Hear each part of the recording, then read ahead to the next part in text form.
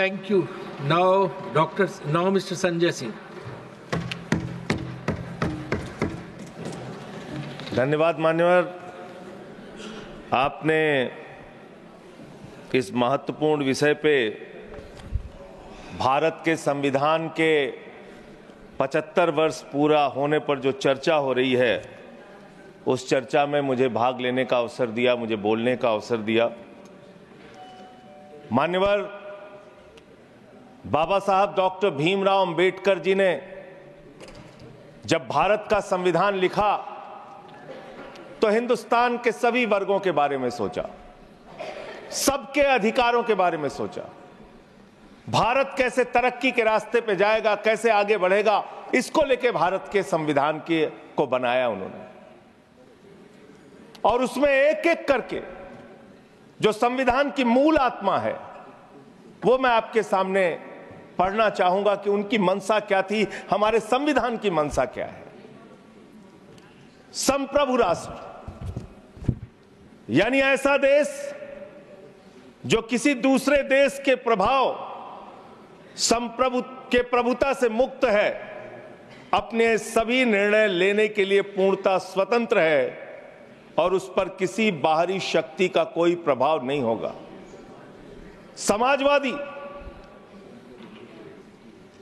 समाजवाद एक ऐसा विचारधारा है जो ये मानती है कि समाज के सभी लोगों तक संपन्नता का हिस्सा पहुंचना चाहिए। धन संपत्ति भी समाज से ही उपजती है, तो उसका बंटवारा भी शांतिपूर्ण और न्यायपूर्ण तरीकों से लोगों के बीच होना चाहिए। लोकतांत्रिक समाजवाद की यह विचारधारा कहती है कि धन समाज के कुछ लोगों तक सीमित नहीं रहना चाहिए। उत्पादन के साधनों पर लोगों का मिला जुला मालिकाना होना चाहिए। यह भारत का संविधान कहता है मान्यवर। और आज क्या स्थिति है, भारत की क्या स्थिति है मान्यवर, मोदी जी के राज में क्या स्थिति है? 5%, देश के 5% लोगों के पास देश की 60% संपत्ति है और देश के 50% लोगों के पास मात्र 3% संपत्ति है। और पिछले 2012 से लेकर अगर 21 तक का आप रिकॉर्ड इनका देखेंगे तो 40% संपत्ति 1% लोगों के पास गई है। यह है इनकी समाजवाद की विचारधारा, यह है इनकी बराबरी की सोच, यह किस तरीके से ये भारत के अंदर गैर बराबरी को जन्म दे रहे हैं। समाजवादी आंदोलन में नारा लगता था, समाजवादी आंदोलन में नारा लगता था, जब तक दुखी इंसान रहेगा धरती पर तूफान रहेगा। नारा लगता था, रोटी कपड़ा और मकान मांग रहा है हिंदुस्तान। नारा लगता था, धन और धरती बट के रहेगी, भूखी जनता चुप न रहेगी। लेकिन आज भारत को इस हालत में इन्होंने पहुंचा दिया है मान्यवर, जहां पर 3% संपत्ति 50% लोगों के पास है और 5% लोगों के पास देश की 60% संपत्ति है। इसके आगे हमारा संविधान कहता है सेकुलरिज्म की बात, धर्मनिरपेक्षता, जिसका खुलेआम आप विरोध कर रहे हैं। ये एक ऐसी सरकार है, हमारे प्रधानमंत्री जी भारत के संविधान पे शपथ लेकर देश के प्रधानमंत्री बने। यहां पे बैठे हुए सांसद संविधान की शपथ लेते हैं, मंत्री संविधान की शपथ लेते हैं, लेकिन संविधान में लिखी हुई बातों को नहीं मानते। धर्मनिरपेक्षता से इनको मतलब नहीं है। हमको अगर दर्शन करना होता है मान्यवर तो हम काशी जाते हैं, महाकाल का दर्शन करने उज्जैन जाते हैं, प्रभु श्री राम का दर्शन करने अयोध्या जाते हैं। लेकिन भाजपाइयों को जब दर्शन करना होता है तो ये मस्जिद में भगवान का दर्शन करने जाते हैं, मस्जिद में भगवान का दर्शन करने जाते हैं। मस्जिद में मंदिर खोज रहे हैं पूरे देश के अंदर। तो इसलिए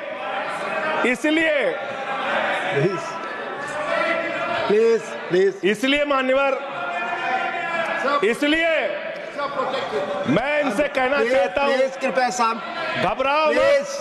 सीट पर चीखना चिल्लाना शुरू कर देते हैं, जैसे ही बोलता हूं चीखना चिल्लाना शुरू। मान्यवर, ये भारत खोदो योजना चला रहे देश में, भारत खोदो योजना।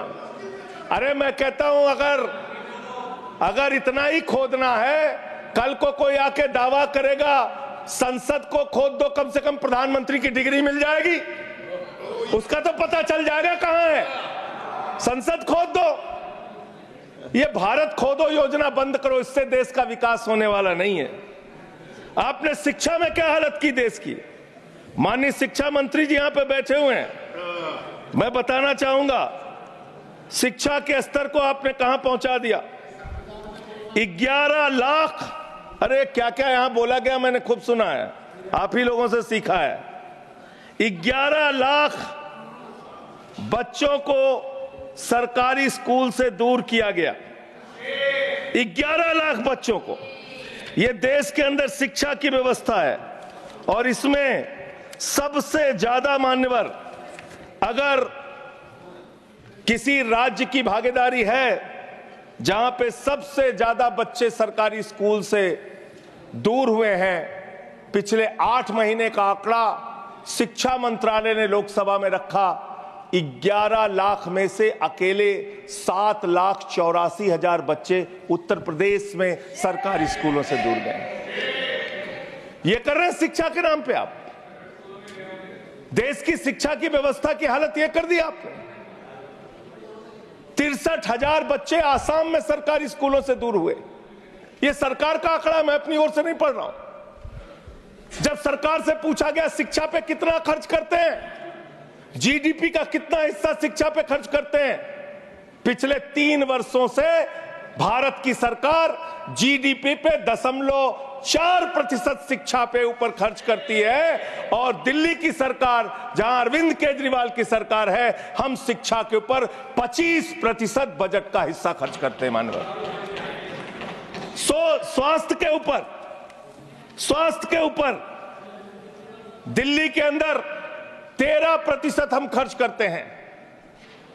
और भारत की हमारी सरकार जो अपने आप को कहती है मोदी जी की बड़ी योजनाएं हैं, बड़ी ताकतवर सरकार है, मात्र 2% स्वास्थ्य के ऊपर खर्च करती है। यह इस देश की हकीकत है। कैसे समानता आएगी, कैसे संविधान में लिखी हुई बातों की सुरक्षा हो पाएगी। मैं दिल्ली की बात करूं, अगर एक राज्य सरकार दिल्ली के लोगों ने भी चुना, जिसको आप चलने नहीं देते, बार बार उसके ऊपर रोक लगाते हैं, लेकिन उस राज्य सरकार के काम क्या हैं वो आपको जानना बहुत जरूरी है। एक ऐसी सरकार जिसने, अब देखिए टोका टोकी करेंगे। बोलिए ना, आप बोलिए, आप क्यों उधर बात अभी ये लोग जब बोल रहे थे मैं चुपचाप सुना। आप बोलिए। अगर जेल वेल की बात करोगे ना, जिस दिन सत्ता परिवर्तन होगा एक भी आदमी बाहर नहीं दिखेगा। फिर ऐसी बातें मत करो, आपस में बात नहीं। संजय ये जी, धमकी देने की बातें मत करो। संजय जी, आपस में कोई बात नहीं। संजय जी प्लीज प्लीज, नहीं कोई नहीं, आप लोग आपस में बात कंट्रोल कीजिए सर। सभी लोग आपस में बात, प्लीज आप बैठे रहे, प्लीज। ऐसे धमकी देकर काम मत करो। आप विषय पे बोले। अडानी की दलाली करने वाली सरकार हमसे सवाल कर रही है। विषय पर संजय जी जो विषय बोलेंगे, भ्रष्टाचार बोलेंगे, विषय पर बोलिए प्लीज, विषय पर बोलिए प्लीज।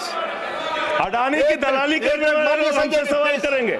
मानिए, मुझे लगता है कि संजय जी अपना आपा खो गए हैं और उन्होंने अपनी शब्दावली को ध्यान में रखना चाहिए और ये जो उन्होंने शब्द वाक्य इस्तेमाल किया ये एक्सपंज होना चाहिए। प्लीज आप बोले, प्लीज बैठ। सर बोलिए, मैं दिल्ली के काम बता रहा हूँ। आप दिल्ली के काम बताइए, आपस में दिल्ली की सरकार ने क्या किया है संविधान की रक्षा के लिए। टीका टिप्पणी ना करें। दिल्ली की सरकार ने क्या किया है इस देश के नागरिकों को मजबूत बनाने के लिए। दिल्ली की सरकार ने क्या किया है शिक्षा और स्वास्थ्य पे काम करने के लिए? दिल्ली की सरकार ने क्या किया है बाबा साहब के लिखे गए एक एक शब्द को जमीन पे उतारने के लिए? दिल्ली के अंदर शिक्षा में हमने 25% खर्च किया, स्वास्थ्य में हमने 13% खर्च किया, दिल्ली में हमने बिजली फ्री दिया। पूरे देश में पहली सरकार है जो बिजली फ्री देने का काम करती है। दिल्ली के अंदर केजरीवाल जी ने 200 यूनिट बिजली फ्री, 400 यूनिट बिजली आधे दाम पे दिया। दिल्ली के अंदर केजरीवाल की सरकार ने इलाज मुफ्त किया, पानी मुफ्त दिया। दिल्ली के अंदर सीट पर बैठकर बुजुर्गों को तीर्थ यात्रा, माननीय मंत्री, बुजुर्गों को तीर्थ यात्रा कराने का काम किया। बुजुर्गों को तीर्थ यात्रा कराने का काम किया दिल्ली की सरकार ने। दिल्ली की सरकार ने माताओं बहनों के लिए बस की यात्रा फ्री करने का काम किया। और अगली योजना आ रही है, दिल्ली में केजरीवाल मुख्यमंत्री बनेंगे, दिल्ली की महिलाओं को 2100 रुपए हर महीने उनके खाते में पहुंचाया जाएगा। हम महिला को सशक्त करेंगे, मजबूत करेंगे। संविधान पर भी जोड़िए उसको, संविधान पर बोलिए। संविधान पे बोलिए। हाँ, संविधान पर बोलिए संजय जी। संविधान के अंतर्गत मैं एक चुनी हुई सरकार के बारे में बोल रहा हूं। संविधान पर चर्चा हो रही है, दिल्ली में अपेक्षा होगी संविधान पे आप बोले और दिल्ली में, हाँ, बैठे रहे। सब बोल रहा हूं। दिल्ली के अंदर 200 किलोमीटर के मेट्रो नेटवर्क को हमने 2015 से बढ़ाकर प्लीज स्पीक ऑन 450 किलोमीटर किया। संजय जी कॉन्स्टिट्यूशन पे बोलिए। सर, उन्होंने अपने सरकार की उपलब्धि गिनाई, आपने उनको नहीं रोका। प्लीज, अगर हम दिल्ली में एक चुनी हुई सरकार के काम को बता रहे हैं, हम सबसे आग्रह कर रहे हैं अपने विषय पर बोलिए। जिस राज्य से मैं चुना गया हूं, आपसे भी कर रहे हैं, उस राज्य में क्या काम हो रहा है, क्या ये देश, इनको दर्द क्यों हो रहा है? प्लीज विषय संविधान पर चर्चा, में तकलीफ क्यों हो रही है? संविधान पे चर्चा हर सदस्य से, इनको तकलीफ क्यों हो रही है? हर सदस्य से हम अपेक्षा करते हैं संविधान पर बोले। तो दिल्ली में प्लीज जेल 3 घंटे ईडी सीबीआई दे दो, सबको भेज दूंगा। चलो दे दो ईडी सीबीआई जी। आप बोलते हैं, प्रमोट करते हैं, आप इसे पर बोलिए। ये सब चीजें नहीं जाएंगी, ये सब चीजें नहीं जाएंगी रिकॉर्ड पे। प्लीज, वो बोल रहे हैं जेल क्यों गए? आपस में बात न करें, आप बोले संविधान पर। नहीं, आप रोक रहे हैं उनको। आपस में बात न करें प्लीज, प्लीज। आप इस तरह टिप्पणी नहीं कर सकते माननीय सदस्यों पर, वो चीजें रिकॉर्ड में नहीं जाएंगी। इस तरह की टिप्पणी सदस्यों पर एक दूसरे पर करना, प्लीज आप विषय पर बोले। सर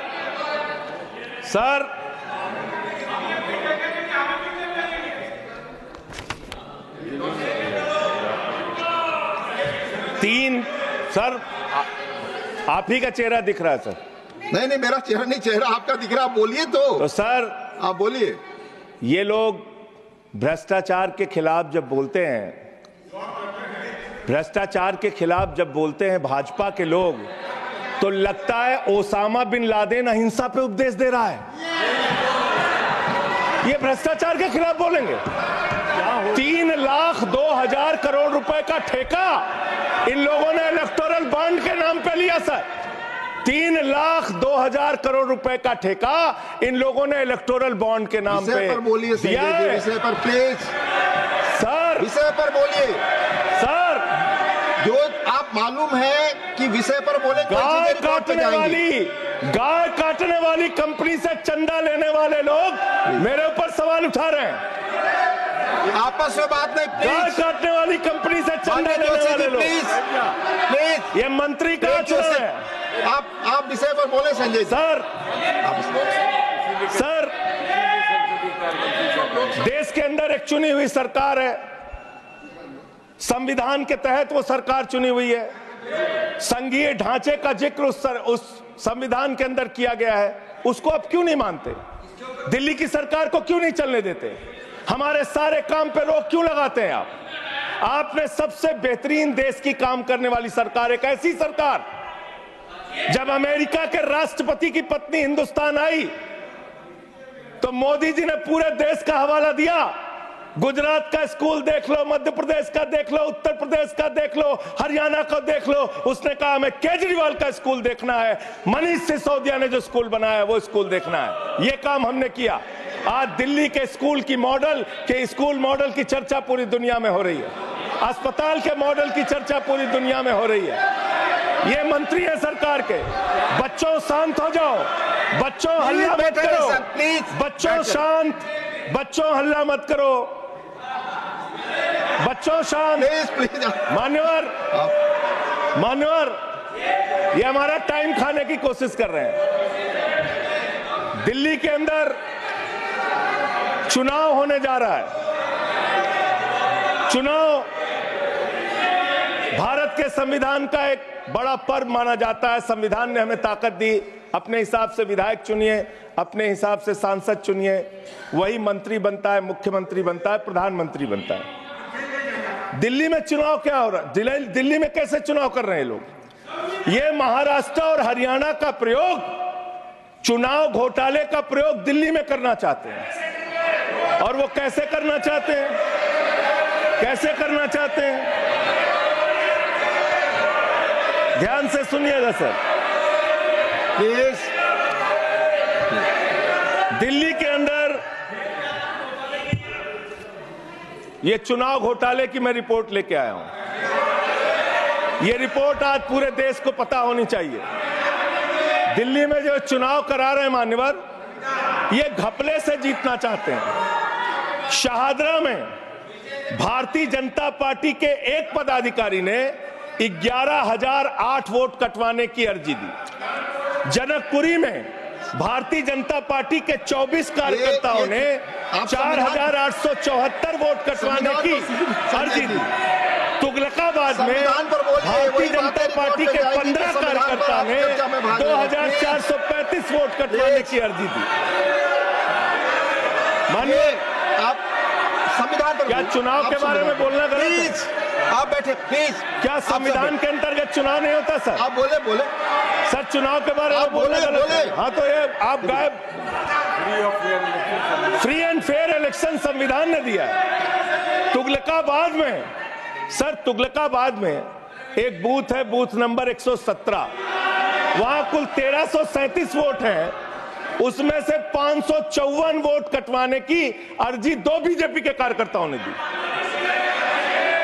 पालम में भाजपा के 9 कार्यकर्ताओं ने 1641 वोट कटवाने की अर्जी दी। संजय जी, रजौरी गार्डन में सर चुनाव का अधिकार संविधान ने दिया। ऑथेंटिसिकेशन करेंगे। सर, चुनाव का अधिकार संविधान ने दिया। जो आरोप लगा क्या हम चुनाव के घपले पे नहीं बोलेंगे यहाँ पे? प्लीज, क्या चुनाव के घपले पे नहीं बोलेंगे? इसको चुनाव, हाँ, ऑथेंटिकेट करूंगा, ऑथेंटिकेट करूंगा sir. I will authenticate it, please. मैं ऑथेंटिकेट करूंगा सर। आपकी बात सुन लिया सर। हरिनगर में आप बैठ जाए जगह पे अपनी। हरिनगर में भारतीय जनता पार्टी के 4 कार्यकर्ताओं ने 637 वोट कटवाने का आवेदन दिया। करावल नगर ने 2 कार्यकर्ताओं ने 3,260 वोट कटवाने की अर्जी दिया। मुस्तफाबाद में एक व्यक्ति ने 534 वोट मैं नहीं कर रहा। I am not एल्डिंग sir, I am not एल्डिंग। Leader of the house, I am not एल्डिंग। नहीं सर, ऐसे आप तो फिर ऐसे अलाउ करेंगे। 1 मिनट आपको हम समय देंगे, आप देखिए। Leader of the house. नहीं, मैं एक ही बात स्पष्ट करना चाहता हूं कि जिस संविधान ने ये ताकत दी है कि वो वोटर्स लिस्ट के बारे में जो चर्चा कर रहे हैं कि उसको कटवाने का, वो प्रोविजन भी संविधान के अंतर्गत ही है। और उसमें देखने वाली बात यह है कि ये इतने दिन सत्ता पे कहीं रोहिंग्या और बांग्लादेशी के वोटों पर तो नहीं बने हुए थे। माने संजय जी, इतनी शानदार बात आज की है लीडर ऑफ द हाउस ने सर। मैं इनका नमन करता हूं। इतनी बढ़िया बात इन्होंने कह दी कि मैं इसका जवाब जरूर दूंगा। सर, इन्होंने कहा कहीं ऐसा तो नहीं जिनके नाम काटे जा रहे हैं वो रोहिंग्या हैं। हमारे उत्तर प्रदेश के भाई, हमारे पूर्वांचल के भाई, हमारे यूपी बिहार के भाई जो 40-40 साल से दिल्ली में रह रहे हैं, अपने श्रम, अपने खून पसीने से दिल्ली को बना रहे हैं, आप उनको रोहिंग्या करें। आप उनको रोहिंग्या करें। हिम्मत कैसे हुई आपकी? हिम्मत कैसे हुई आपकी? आप बैठे। आप हमारे पूर्वांचल के भाइयों को रोहिंग्या कहेंगे? हिम्मत कैसे हुई आपकी? हिम्मत नहीं होनी चाहिए आपकी। की। आगे आगे बोले शब्द को। पूर्वांचल के लोगों को ये बांग्लादेशी कह रहे हैं। आगे मैं नाम पढ़ रहा हूं। राम सिंह बसंत विहार में रहते हैं, उनका वोट कटवाया गया। राम प्लीज बैठ जाए। बसंत विहार में बैठिए, रहते आप हैं। सब बैठिए बैठिए। ये पता है सर, आपके सदन पर रखूंगा। ये हिंदू लोग हैं, हिंदू लोग हैं। इनका नाम राम है, इनका नाम राम है। राम, इनका नाम राम है। राम। प्लीज बैठे। छोटे लाल वर्मा, आप बैठे। छोटे लाल वर्मा, अंबेडकर नगर, बस्ती, आरके पुरम, दिल्ली, इनका नाम कटवाया गया। सोनिया, अंबेडकर नगर, बस्ती, आरके पुरम, इनका नाम कटवाने की अर्जी दी गई। संतोष कुमार, अंबेडकर नगर, बस्ती, आरके पुरम, इनका नाम कटवाने की अर्जी दी गई। आशा, अंबेडकर नगर, बस्ती, आरके पुरम, इनका नाम कटवाने की अर्जी दी गई।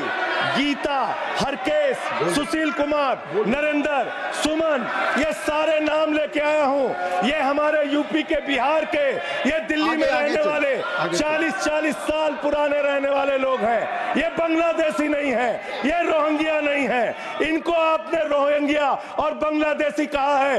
पूर्वांचल के लोग आपकी जमानतें जब्त कराएंगे दिल्ली के चुनाव में, देखना। सर आप ही दिख रहे हैं, मेरी बात तो नहीं जा रही।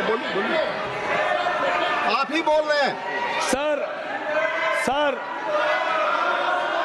आपको मैंने नाम पढ़ के बता दिया। ये लिस्ट यहां रखूंगा और मैं चाहता हूं ये ऑथेंटिकेट करने के लिए आपने कहा मैं नाम दूंगा। इसकी उच्च स्तरीय जांच कराइए, कैसे इन लोगों के नाम कटवाने की अर्जी दी जा रही है। यही महाराष्ट्र में घोटाला किया इन लोगों ने, यही हरियाणा के अंदर घोटाला किया इन लोगों ने। ये चुनाव घोटाले से जीतना चाहते हैं। दिल्ली में ये चाल चलेगी नहीं, याद रखना। केजरीवाल और आम आदमी पार्टी यहाँ पे बैठी है। संविधान पर बोलिए। यहाँ पे ये चाल नहीं, संविधान पे बोल रहा हूँ सर। संविधान, ये चुनाव ही गड़बड़ कर देंगे, इससे आगे बढ़िए। चुनाव ही गड़बड़ करेंगे तो संविधान कहां से बचेगा सर। चुनाव ही निपटाने पे लगे हुए हैं ये लोग। सर दूसरी बात हुई दलितों के अधिकार की और बांग्लादेशी घुसपैठिया। सर पिछले 10 साल से हिंदुस्तान में किसकी सरकार है सर? क्या यहाँ पे ट्रंप की सरकार है? क्या ओबामा की सरकार है? यहाँ पे, यहाँ 10 साल से किसकी सरकार है? 10 साल से यहाँ पे महामानव की सरकार है। महामानव की सरकार है 10 साल से। मैं महामानव से पूछना चाहता हूं, नरेंद्र मोदी जी से पूछना चाहता हूं, अमित शाह जी से पूछना चाहता हूं, सीमा की सुरक्षा किसके जिम्मे है? अमित शाह के जिम्मे है। सीमा किससे लगती है? बांग्लादेश की, त्रिपुरा से लगती है, आसाम से लगती है, बंगाल से लगती है। कोई बांग्लादेशी त्रिपुरा से, बंगाल से, आसाम से, झारखंड पार करके, यूपी पार करके, बिहार पार करके दिल्ली कैसे आ गया? आप लोग घास छील रहे थे क्या? आपकी सरकार घास छील रही थी क्या? कैसे आ गए भाई यहाँ पे बांग्लादेशी? और 10 साल में 10 बांग्लादेशी घुसपैठिया दिल्ली से भगाया हो तो उसका नाम बता दो, उसका नाम बता दो।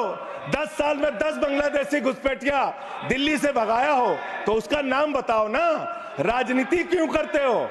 नरेंद्र मोदी का दोस्त अडानी बांग्लादेश को बिजली सप्लाई करता है। आप विषय पर बिजली सप्लाई करता है। प्रधानमंत्री पर आपने भारत की बिजली चोरी करके, भारत की बिजली चोरी करके बांग्लादेशियों का घर रोशन करते हो। संविधान पर बोलिए। हमें ज्ञान बता रहे हो, प्लीज हमको ज्ञान बता रहे हो।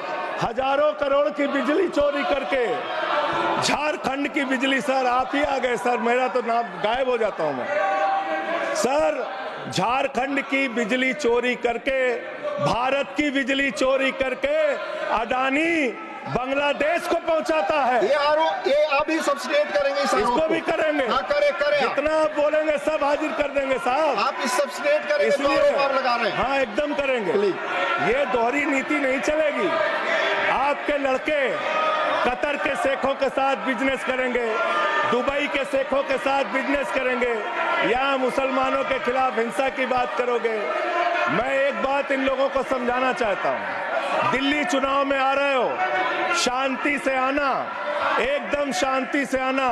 यहाँ पे अगर गंदी राजनीति की, हिंदू मुसलमान किया, तो हमने दिल्ली वालों को सिखा दिया है, जब तुम कहोगे हिंदू मुसलमान, वो कहेंगे स्कूल अस्पताल, स्कूल अस्पताल, स्कूल अस्पताल। आपको मैं बताना चाहता हूँ, यहाँ किसी भी तरह की तानाशाही और दादागिरी दिखाने की कोशिश मत करना। दिल्ली का चुनाव मुद्दों के ऊपर लड़िए, चुनाव का घोटाला मत कीजिए। चुनाव हार रहे हो तुम 3 बार से, तो तुम सोच रहे हो वोटर लिस्ट में गड़बड़ी करा देंगे। इससे काम नहीं चलेगा सर। हम काम की बात करते हैं, दलितों के अधिकार की बात यहाँ पे हुई, दलितों के अधिकार की बात। मान्यवर ST, SC, OBC, ये 3 कैटेगरी, ST, SC, OBC, ये तीन कैटेगरी में भारत सरकार के अंदर ज्वाइंट सेक्रेटरी लेवल पे और सेक्रेटरी लेवल पे 322 अधिकारी हैं। और सरकार का आंकड़ा है, मेरा नहीं। ये क्या कह रहे हैं? ये कह रहे हैं दलित SC कैटेगरी के अनुसूचित जाति 16, ST 13, 39 OBC और 254 जनरल कास्ट के लोग हैं। ये आपका दलितों, पिछड़ों और आदिवासियों के प्रति न्याय है। ये कर रहे हैं आप उनके साथ। लेटरल एंट्री के जरिए आप दलितों, पिछड़ों, आदिवासियों का आरक्षण खा रहे हैं। आप IAS की नौकरी में बहुत सारे बच्चे, 125 बच्चे हैं सर, जिनको इन्होंने क्रीमी लेयर के नाम पे IAS, PCS, IFS बनने से वंचित कर दिया। ये इनका इतिहास है। ये कर रहे हैं दलितों के साथ सर। मंदिरों में घुसने नहीं देते। इनकी मानसिकता ये है, इनकी मानसिकता ये है। इन्होंने अयोध्या में मंदिर का शिलान्यास किया। उस समय हमारे प्रधानमंत्री गए, मुख्यमंत्री उत्तर प्रदेश के गए, राज्यपाल भी गई। उस समय के राष्ट्रपति रामनाथ कोविंद जी को नहीं बुलाया इन्होंने। मंदिर के उद्घाटन में इन्होंने श्रीमती द्रौपदी मुर्मू जी को नहीं बुलाया, क्योंकि वो दलित समाज से थे, ये आदिवासी समाज से हैं। आपकी मानसिकता ये है। 100 वर्ष हो गए RSS को, एक भी दलित, पिछड़ा और आदिवासी आज तक RSS का प्रमुख क्यों नहीं बना? इसका जवाब दो, इसका जवाब दो। आप नफरत करते हैं दलितों से, पिछड़ों से, आदिवासियों से। ये आपकी मानसिकता है। इसलिए आगे कॉन्स्टिट्यूशन पढ़ता हूं सर। आगे क्या लिखा हुआ है? आगे लिखा हुआ है डेमोक्रेटिक, लोकतांत्रिक भारत देश की जनता अपने प्रतिनिधि खुद चुनती है। वोट के माध्यम से सभी के वोटों का महत्व बराबर है। जनता के द्वारा जनता का प्रतिनिधि चुना जाता है। जनता के द्वारा जनता का प्रतिनिधि चुना जाता है। उसके बाद चुनने के बाद सरकार बनती है, और आप लोग खरीद फरोख्त करके, संविधान को तार तार करके, लोकतंत्र का गला घोट के महाराष्ट्र में सरकार गिराते हो, कर्नाटक में सरकार गिराते हो, मध्य प्रदेश में सरकार गिराते हो, उत्तरांचल में सरकार गिराते हो, अरुणाचल में सरकार गिराते हो। पूरे देश में तोड़ फोड़ खरीद फरोख्त करके सरकारों को गिराने का काम करते हो। इसीलिए मैं कहता हूं, जब ये लोकतंत्र के बारे में बोलते हैं, संविधान के बारे में बोलते हैं, हम लोग यहाँ विपक्ष की तरफ से खड़े होते हैं, चीख रहे हैं, चिल्ला रहे हैं, सोच रहे हैं इनसे डर के चुपचाप बैठ जाएंगे। एक बात याद रखना, ये देश बाबा साहब के संविधान से चलेगा, किसी मोदी और अमित शाह के फरमान से नहीं चलेगा। याद रखना, इसको याद रखना। और ये जो बार बार तुम्हारा गठबंधन ईडी से है, ईडी से तुम्हारा गठबंधन, सीबीआई से तुम्हारा गठबंधन। यहाँ इंडिया गठबंधन है, वहां ईडी गठबंधन है, ईडी गठबंधन है, ईडी गठबंधन। मानवर भ्रष्टाचार की बात मैं करूंगा।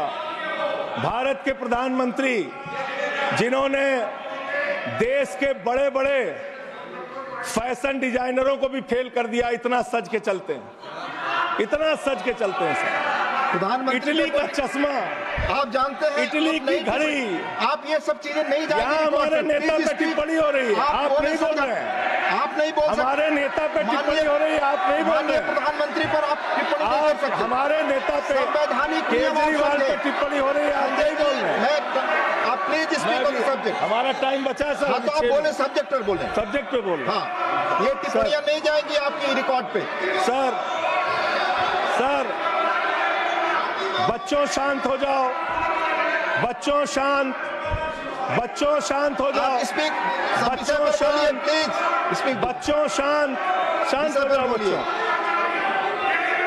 मानवर न्याय की बात, भारत का संविधान सभी नागरिकों को सामाजिक, आर्थिक, राजनीतिक स्तर पर न्याय देने का वादा करता है।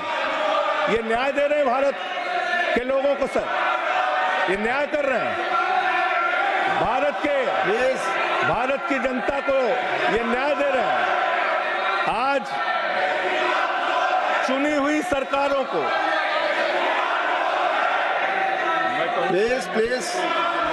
प्लीज बोलिए अपने विषय पे बोलिए। सर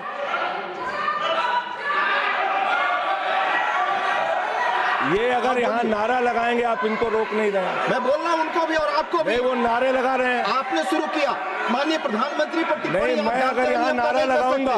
प्लीज आप इस पर बोलिए, संविधान पर बोलिए। तो इसलिए मैं ये कहना चाहता हूं, जरूरत से ज्यादा उतना ही काम करो जितना ठीक लगे। आप इधर बोले, आपस में बात ना करें। जरूरत से ज्यादा मत उड़ो। संजय जी प्लीज, जरूरत से ज्यादा मत उड़ो। संजय जी आप गली में शोर है। संजय जी, आप नरेंद्र प्लीज। मोदी चोर है। कोई बात रिकॉर्ड पे नहीं जाएगी। नरेंद्र मोदी चोर कोई है। बात रिकॉर्ड पे नहीं जाएगी। Not go please, it will not go on the record. नहीं, please go back to your seats.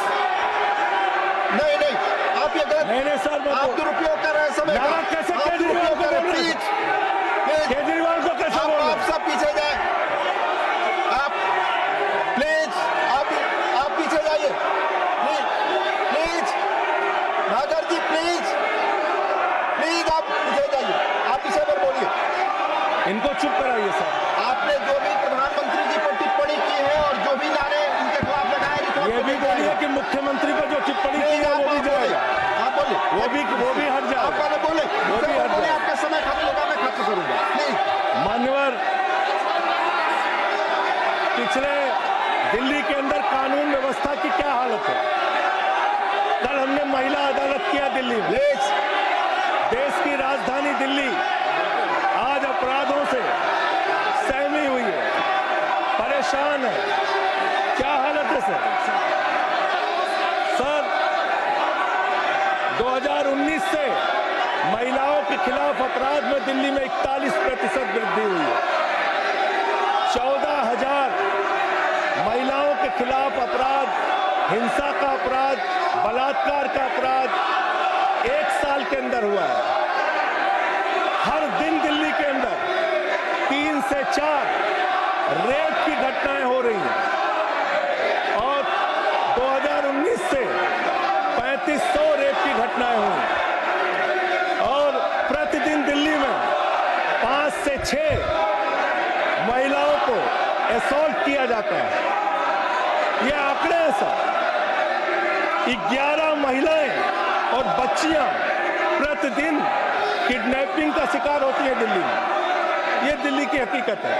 देश की राजधानी में 33% रेप की घटनाओं में और 41% किडनैपिंग की घटनाओं में देश के 19 शहरों के मुकाबले वृद्धि हुई है। दिल्ली के अंदर आप ये संजय कोर्ट जी है। सारे रिकॉर्ड रख दीजिएगा यहाँ। हाँ, रख दूंगा। ये कोर्ट, दिल्ली के कोर्ट में सर आपको जान के हैरानी होगी, देश की राजधानी है दिल्ली, दिल्ली के कोर्ट में हत्या की घटना हुई। जज के सामने हत्या सर, जज के सामने हत्या की घटना हुई। आप बताइए। प्लीज ये नारे न लगाए, रिकॉर्ड पे नहीं जाएगा आपके नारे। प्लीज कृपया नारे न लगाएं आप। प्लीज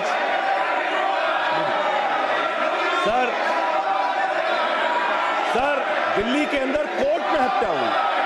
देश की राजधानी में राष्ट्रपति रहते हैं, प्रधानमंत्री रहते हैं, उपराष्ट्रपति रहते हैं, सारे लोग रहते। सर मेरा वीडियो नहीं आ रहा। सारे लोग रहते हैं देश की राजधानी में, और इस देश की राजधानी के अदालत में हत्या हो रही है। इसलिए मान्यवर, मैं आपके माध्यम से अनुरोध करना चाहता हूं अंत में एक बात कह के। आज जब मैं आ रहा था, काशी लंका में रेहड़ी पटरी वालों की दुकानें तोड़ी जा रही हैं, गरीबों को उजाड़ा जा रहा है। जिस राजधानी दिल्ली में हम लोग रहते हैं सर, झुग्गी बस्तियों को तोड़ा गया, झुग्गी बस्तियों को उजाड़ा गया, और हर साल का आंकड़ा है, मैं आपके सामने रखूंगा। मेरा आग्रह होगा प्लीज अपने सीट पर जाएं। प्लीज मान्यवर, एक बशीर बद्र की लाइन है, लोग टूट जाते हैं, बस खत्म हो रहा है। लोगों के घर उजाड़े जा रहे हैं सर, फिर आप ही का चेहरा आ रहा है सर। गरीबों को घर उजाड़ा जा रहा है दिल्ली में। बशीर बद्र की एक लाइन के साथ अपनी बात को खत्म करूंगा। लोग टूट जाते हैं एक घर बनाने में, तुम तरस नहीं खाते बस्तियां जलाने में। लोगों को उजाड़ना बंद करो। तुमने अयोध्या में उजाड़ा, तुमने काशी में उजाड़ा, तुमने दिल्ली में उजाड़ा।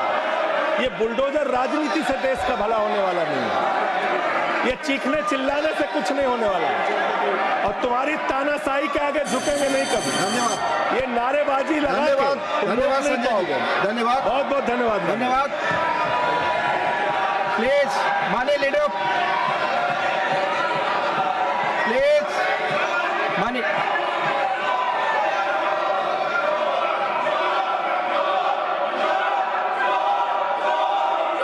Leader of house, please no, please. आप एक दूसरे पर टिक्का टिप्पणी और इस तरह के नारे न लगाएं, प्लीज प्लीज प्लीज। नो, आपस में बातें प्लीज। माननीय एलओपी, आप कुछ बोलने वाले थे। माननीय लीडर ऑफ हाउस, 3 बातें बताना चाहता हूँ। जी, पहली बात, जो संजय सिंह जी ने कही कि फलाने राम फलाने राम फलाने राम, संविधान में, इलेक्शन कमीशन में पूरा अधिकार है किसी व्यक्ति को किसी के वोट कर ऑब्जेक्शन करने का, और ऑब्जेक्शन में रीज़न देने का होता है। जिन लोगों ने भारतीय जनता पार्टी की तरफ से ऑब्जेक्शन दिया है तो साथ में रीज़न भी दिया है, और वो चाहे पूर्वांचल हो, चाहे रोंगिया हो, चाहे बांग्लादेशी हो, चाहे घुसपैठिया हो, वो सब उसमें आते हैं। दूसरी बात, इसलिए इसको राजनीतिक रंग देने की जरूरत नहीं है। इसको संजय जी प्लीज बैठिए। आप प्लीज बैठिए। मैं आपसे आग्रह करता हूं, संजय जी प्लीज बैठिए। ये आपस में गला फाड़ प्रतियोगिता ना करें, प्लीज बैठे, प्लीज। हाँ, इसको संविधान के नजरिए से देखने की आवश्यकता है, और आज हम संविधान पर चर्चा कर रहे हैं। इसको राजनीतिक रंग देने की जरूरत नहीं है। दूसरी बात आपने कही, सरकारें गिरा दी। अरे भाई, मध्य प्रदेश में हम 5वीं बार चुन करके आ गए, उत्तर प्रदेश में हम दूसरी बार लगातार आ गए। आपने महाराष्ट्र के बारे में कहा कि खरीद फरोख्त हुई, महाराष्ट्र ने landslide victory Bharatiya Janata party को दी। अरुणाचल प्रदेश में राउत साहब लैंडस्लाइड, आप तो उस दिन बोल रहे थे कि मैं तो विश्वास ही नहीं कर पा रहा हूं, लैंडस्लाइड। और अरुणाचल प्रदेश में लगातार तीसरी बार आ गए हम, गोवा में लगातार हम तीसरी बार आ गए। हम हैट्रिक बना रहे हैं और जनता के आशीर्वाद से आ रहे हैं, और वह समय दूर नहीं जब दिल्ली में भी आएंगे। लेकिन मैं संजय जी से यह जरूर कहना चाहता हूं कि भावनाएं कभी भी सीमा को क्रॉस नहीं करना चाहिए। और इस सदन के डिबेट को जहां जहां आपने उसका स्तर नीचा किया है, उपसभापति जी आप जरा रिकॉर्ड देख करके उनको एक्सपंज करने की कृपा करेंगे, इतना ही मैं देखा जाएगा।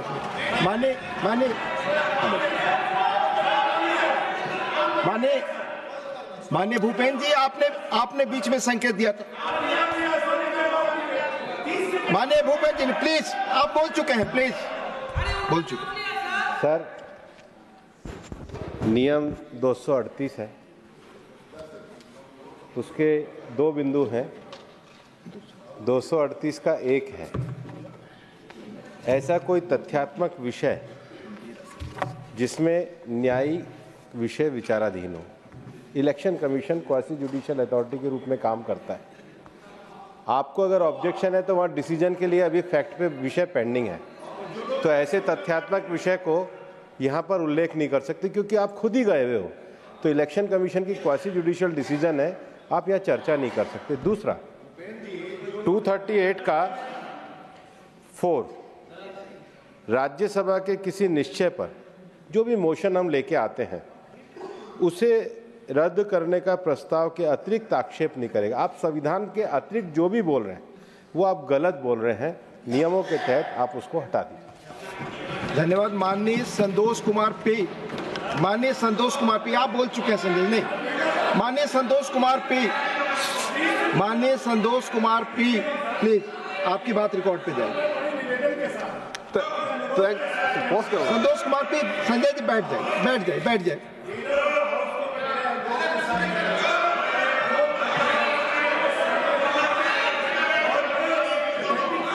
कह रहा हूं, जो व्यक्ति एक जगह पे, मान लीजिए ठीक है आपने कहा, जो व्यक्ति 40 साल से एक जगह पे रह रहा है, क्या उसका नाम? माननीय संतोष कुमार पी, आपकी बात रिकॉर्ड पे जाए please. Thank you, Deputy Chairman. Sir, the constitutional